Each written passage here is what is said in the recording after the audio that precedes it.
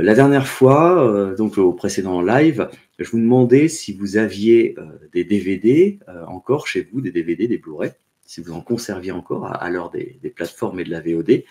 Alors là, j'ai pas eu de retour dans les commentaires, mais par contre, des gens que je connais, que je croise dans la vie de tous les jours, qui ont regardé mon précédent live, ils m'ont dit « Ah oui, Maxime, moi j'en ai encore ». Et alors, la raison qui est souvent évoquée, c'est moi, je sais pas si les plateformes que j'ai en ce moment ou la plateforme que j'ai en ce moment, je vais continuer avec parce que ça coûte cher, etc. Donc, ne sachant pas ça, je garde mes DVD et mes Blu-ray. Et même certaines personnes, dont je fais partie également, vont dans les médiathèques maintenant, qui sont un petit peu les nouveaux vidéoclubs. À part qu'il n'y a pas d'abonnement à payer, c'est avec nos impôts qui sont déjà réglés.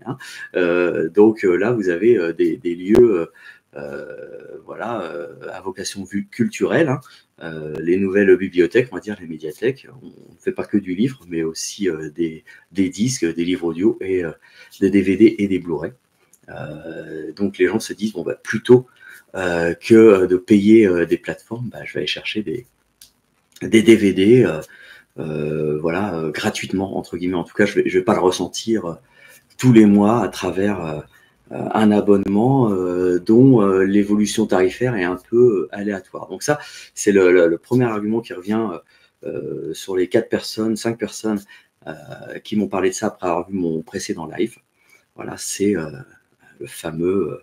la fameuse incertitude sur le devenir des plateformes et sur le fait est-ce qu'on va continuer à les payer. C'est vrai qu'au tout début, on se disait ça vaut le coup, les tarifs justifiaient le fait qu'on n'allait plus acheter de DVD ou de Blu-ray.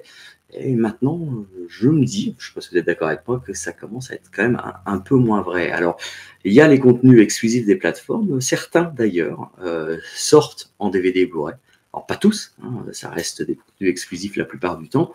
Ça peut être à la limite le dernier argument pour les plateformes de dire restez chez nous, parce qu'au niveau des catalogues, là aussi c'est assez aléatoire, de films ou de séries qui existaient avant la plateforme.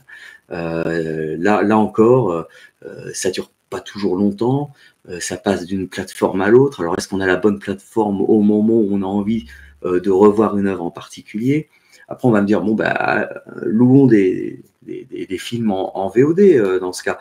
Et là encore, au niveau tarifaire, quand on veut 2 ou 3 nouveautés dans le mois, même ça reste moins cher qu'une place de cinéma, quand même, ça peut commencer à gréver le budget.